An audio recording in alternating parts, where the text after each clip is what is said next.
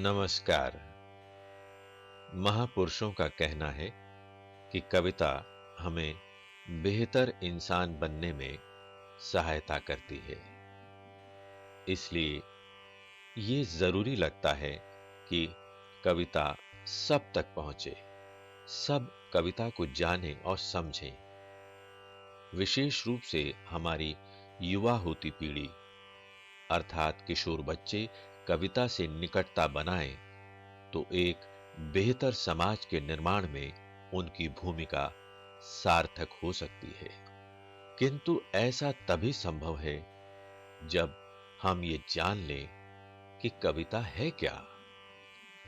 कविता का एक छोर जहां कल्पना को आकाश की ऊंचाइयों तक ले जाने की क्षमता रखता है, वहीं जीवन का यथार्थ कविता को धरातल पर लाकर खड़ा कर देता है। यही अंतर्विरोध ही कविता का जनक है। कविता का भाव जगत छात्रों के लिए हमेशा से जिज्ञासा का कारण बनता रहा है। इस श्रृंखला के कार्यक्रमों में उनकी इन्हीं जिज्ञासाओं का उत्तर खोजने का प्रयास किया गया है।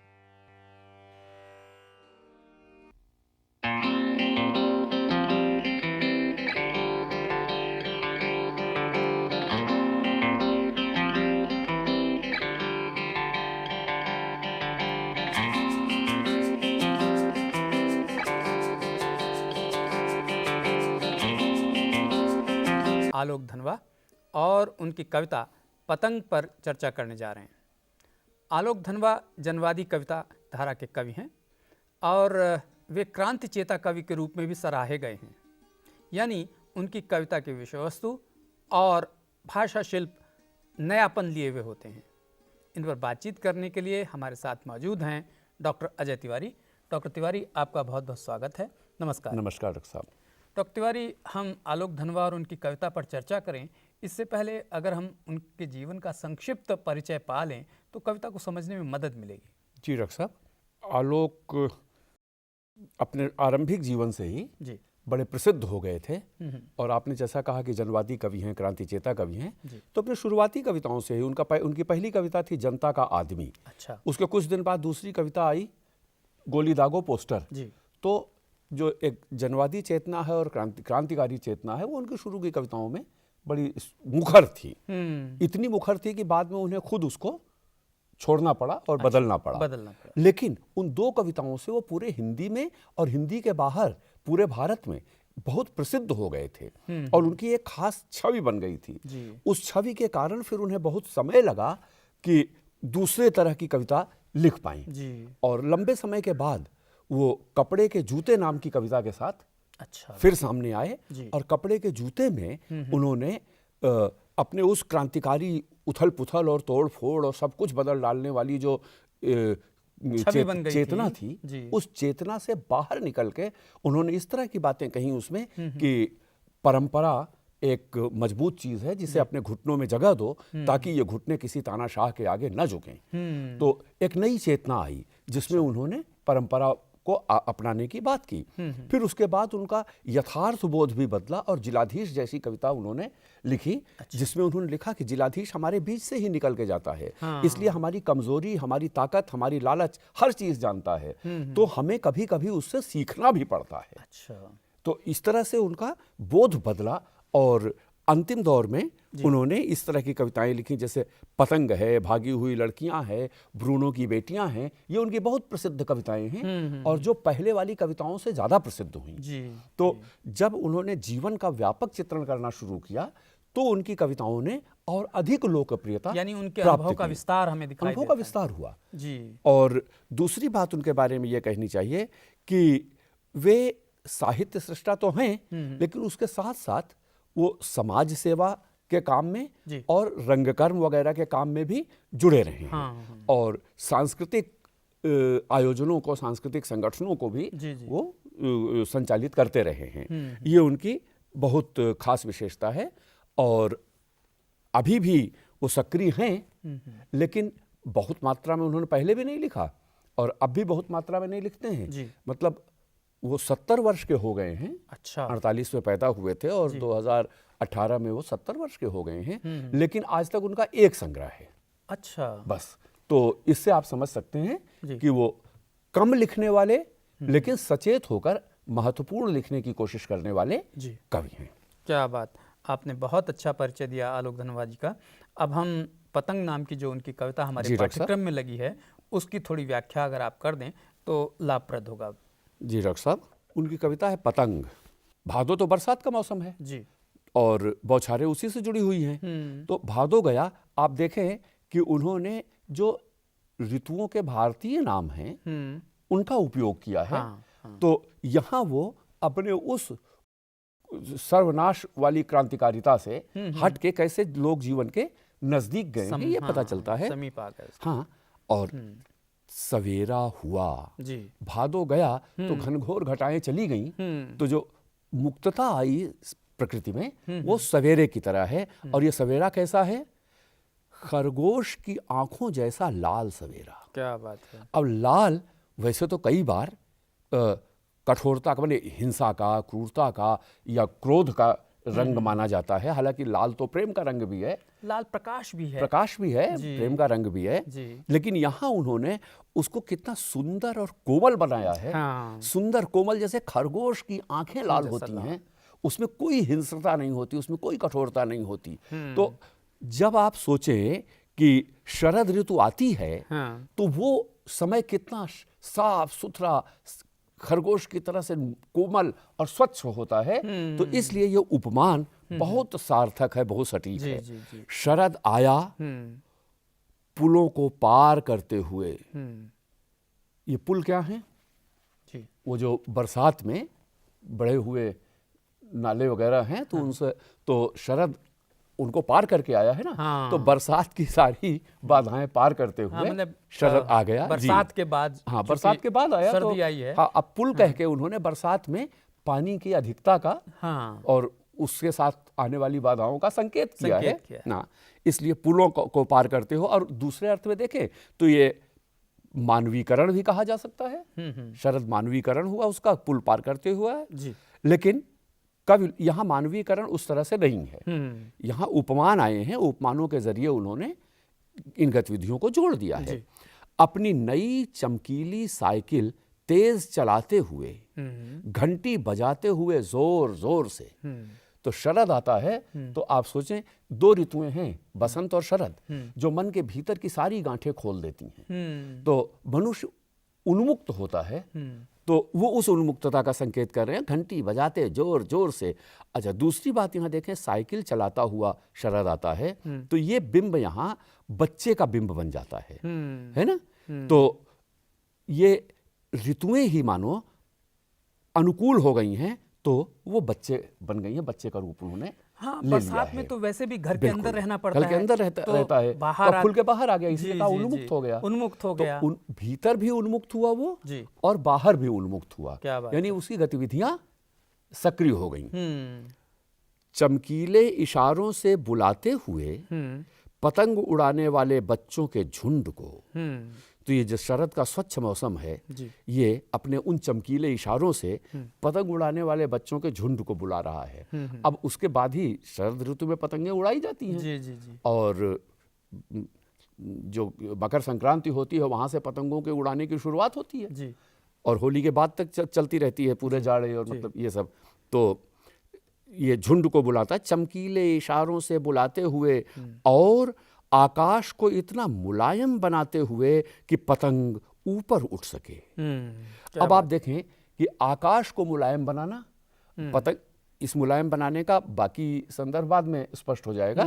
लेकिन एक सीधी सी बात है, अगर भारीपन होगा तो पतंग को उड़ने से रोकेगा। तो आकाश जो खुला हुआ आकाश है, यहाँ बच्चों का मन खुला हुआ है, उनकी गतिविधियां खुली हुई हैं, उसी तरह आकाश भी खुला हुआ है। और खुला हुआ है ऐसा कि वो पतंगें ऊपर आराम से चली जाती हैं, पतंग ऊपर उठ सके। उन्होंने कहा कि चमकीले इशारों से। ये चमकीले इशारे क्या हैं? बरसात के बाद आप देखें कि स्वच्छ हो जाता है मौसम। तो शरद आया तो शरद काफी चमकीले ढंग से आता है, मतलब अच्छा। हर चीज बड़ी साफ सुथरा चमकदार होती है। अच्छा, तो ये जो सब साफ सुथरा चमकदार चीजें हैं, ये मानो बच्चे के चमकीले इशारे हैं, क्या बात वो बुला रहा है ना जी। तो उड़ सके, दुनिया की सबसे हल्की और रंगीन चीज उड़ सके। क्या बात। अब पतंग से हल्की कोई चीज शायद न होती हो उड़ने वाली, जी। क्योंकि पक्षी भी, छोटे से छोटा पक्षी भी पतंग से अधिक भारी होता है। तो उड़ने के लिए जो हल्कापन चाहिए, तो उधर आकाश मुलायम है, इधर पतंग हल्की है जी। और रंगीन इसलिए है कि पतंगें रंग बिरंगी होती हैं। तो उन हल्की और रंगीन पतंगों से पूरा आकाश छा जाएगा, उसके सौंदर्य का इशारा है।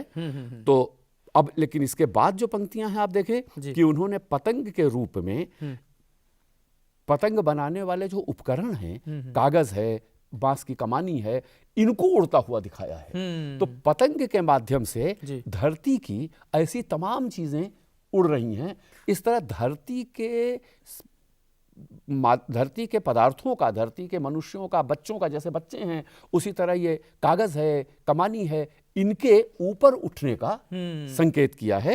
तो हर मनुष्य ऊपर उठना चाहता है, हर प्राणी ऊपर उठना चाहता है। ऊपर उठना उसके मन को उदात्त तो बनाता है। ऊपर उठने को एक प्रतीक बना दिया है, हल्की से हल्की चीज भी ऊपर उठना चाहती है, हल्की ही चीज ऊपर उठती है। क्या बात है, क्या बात। और इसलिए कहते हैं दुनिया का सबसे पतला कागज उड़ सके, बांस की सबसे पतली कमानी उड़ सके, कि शुरू हो सके सीटियों, किलकारियों और तितलियों की इतनी नाजुक दुनिया। क्या बात, बहुत अच्छा। अब ये जो सीटियां किलकारियां हैं, ये बच्चों की सीटियां किलकारियां हैं, और तितलियां उड़ती हैं, ऐसे पतंग तितलियों की तरह दिख रहे हैं। तो उनको देख के बच्चों की जो उमंग है, बच्चों का जो उल्लास है, वो चारों तरफ छा जाए।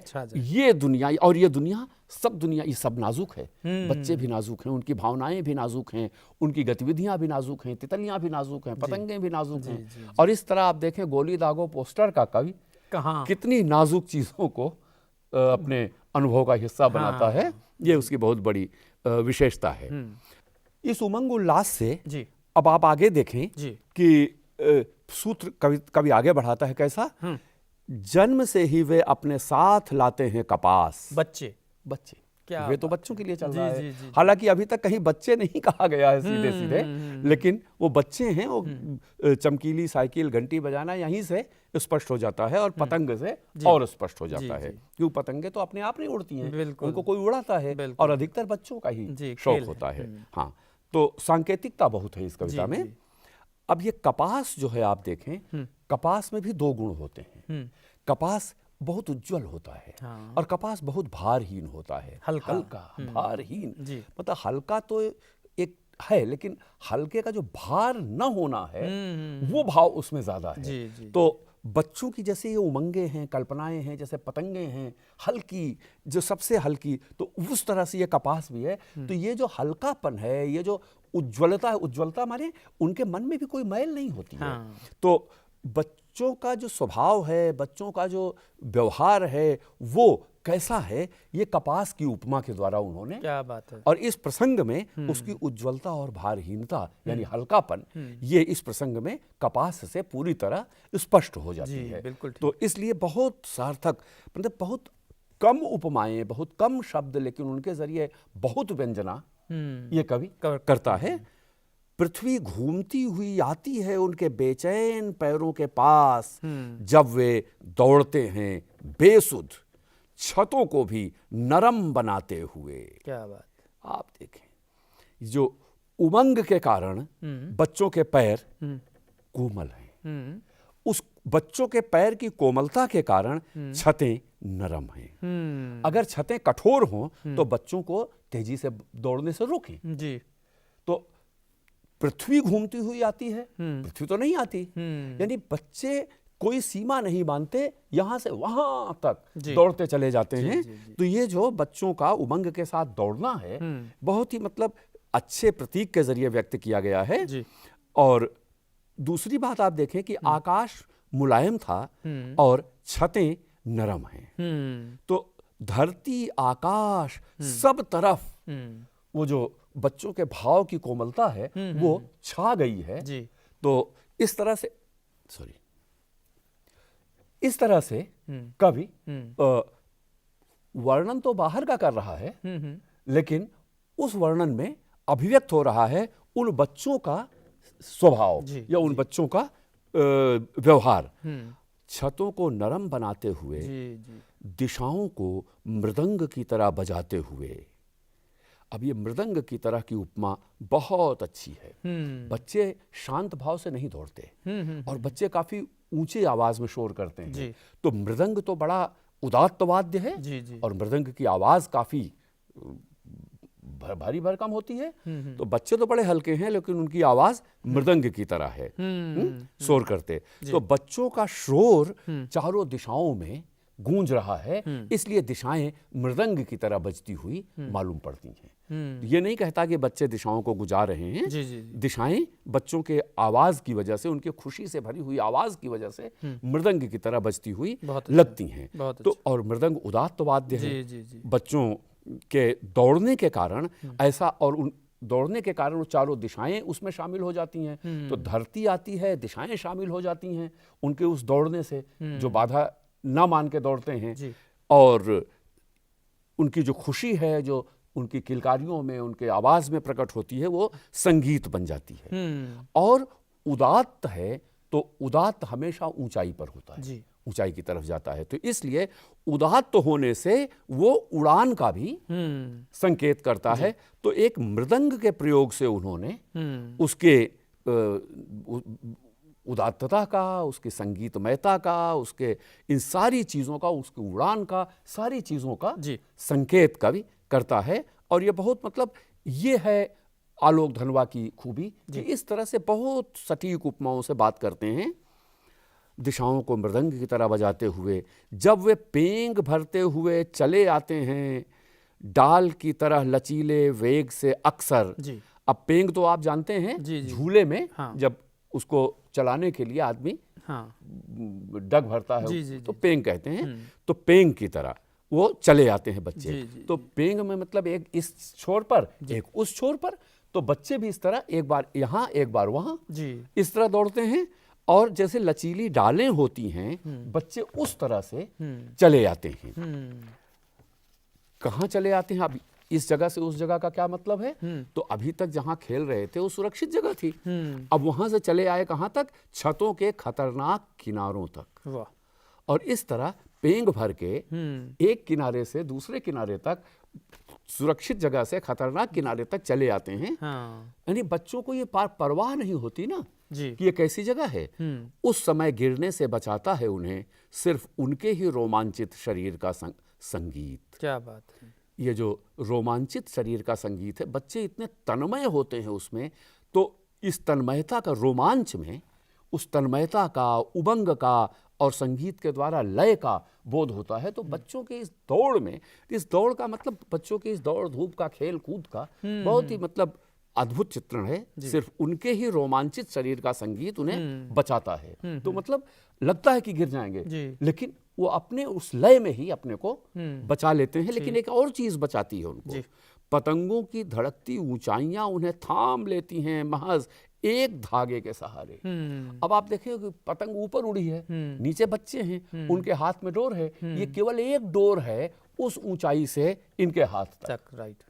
तो इसके दोनों तरफ अर्थ हैं। एक अर्थ ये है कि कितनी भी ऊंची उड़ान है पतंग की, लेकिन उसका सूत्र नीचे बच्चे के हाथ में मौजूद है। इसलिए हर उड़ान का आधार धरती पर मौजूद है और यहाँ बच्चों के माध्यम से वो व्यक्त किया गया है। दूसरी तरफ ये जो बच्चे हैं, ये गिरने से बचते हैं अपने उस उड़ान की वजह से, उस उमंग की वजह से। वो धागा उनको संभाल लेता है, सिर्फ एक धागा उनको संभाल लेता है। इस तरह दोनों एक दूसरे के पूरक हैं। बिल्कुल बिल्कुल बिल्कुल। इस रूप में दिया गया है।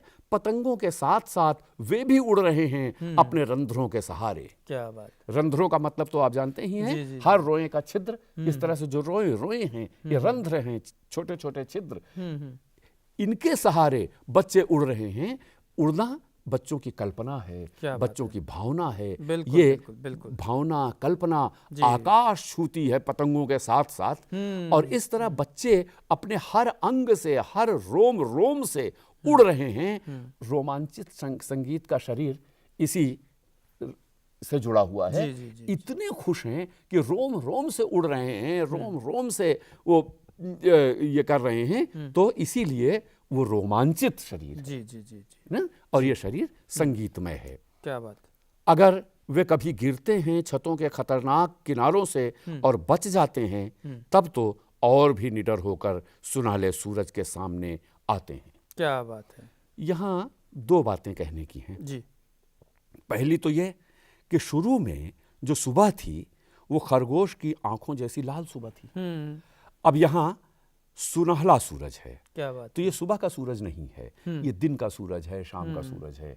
तो एक तो इसमें वहां से यहाँ तक काल का परिवर्तन हुआ है, जी। यानी काल गतिमान है। हाँ, तो केवल ऋतुएं नहीं बदली हैं, दिन का भी समय बदल रहा है। एक ये दिखाई पड़ता है, यानी दिन से शाम हो गई है।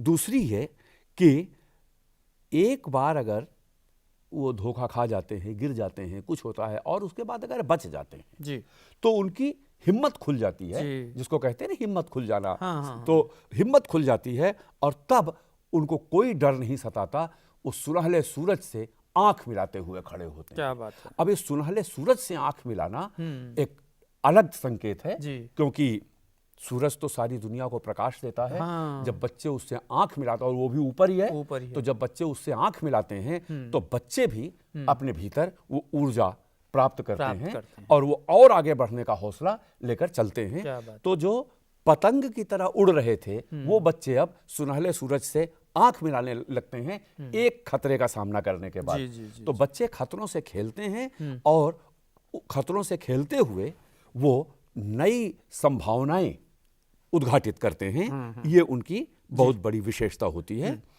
तो पृथ्वी और भी तेज घूमती हुई आती है उनके बेचैन पैरों के पास। तो पैर उनके और बेचैन होते हैं जैसे जैसे बढ़ते हैं, और इसीलिए लगता है पृथ्वी और घूमते हुए उनके पैरों के पास आती है। और इस तरह गतिशीलता का एक सघन बिंब वो खतर करते हैं, यानी सफलता उनके पास अपने आप आती है। हाँ डॉक्टर साहब, आपने बहुत अच्छी व्याख्या इस कविता की है। मेरी बस एक ही संक्षिप्त जिज्ञासा ये है, एक दो वाक्यों में बता दें तो बेहतर रहेगा कि इस कविता का मूल संदेश क्या है। संदेश देखिए, इसमें तो दो तीन तरह के हैं जी। पहला तो यह है कि बच्चे बहुत निश्चल होते हैं जी, लेकिन वो खतरों से खेलते हैं जी। तो थोड़ा सा उन खतरों से बच्चों को सावधान होना चाहिए। हाँ। बच्चे खतरों के प्रति लापरवाह होते हैं, बेपरवाह होते हैं, तो उन्हें उनसे सावधान होना चाहिए। ये बहुत जरूरी है, बहुत ज़रूरी है, क्योंकि उस सावधानी के बिना वो आगे बढ़ ही नहीं सकते, कोई सफलता पा ही नहीं सकते। जी। और दूसरा ये कि उड़ान कैसी भी हो वो धरती से जुड़ी रहती है। तो मनुष्य अगर उड़ान मतलब आगे बढ़ना, नई ऊंचाइयां प्राप्त करना, अगर मनुष्य उड़ान की कल्पना न करे तो प्रगति नहीं कर सकता।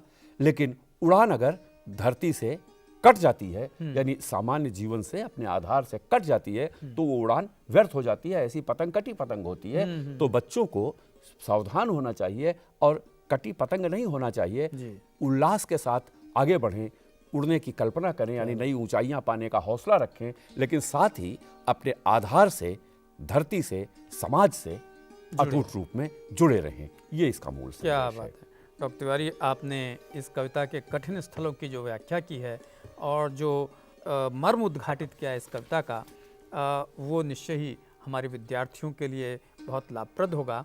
आपका बहुत बहुत धन्यवाद, आप इस कार्यक्रम में आए। धन्यवाद। नमस्कार।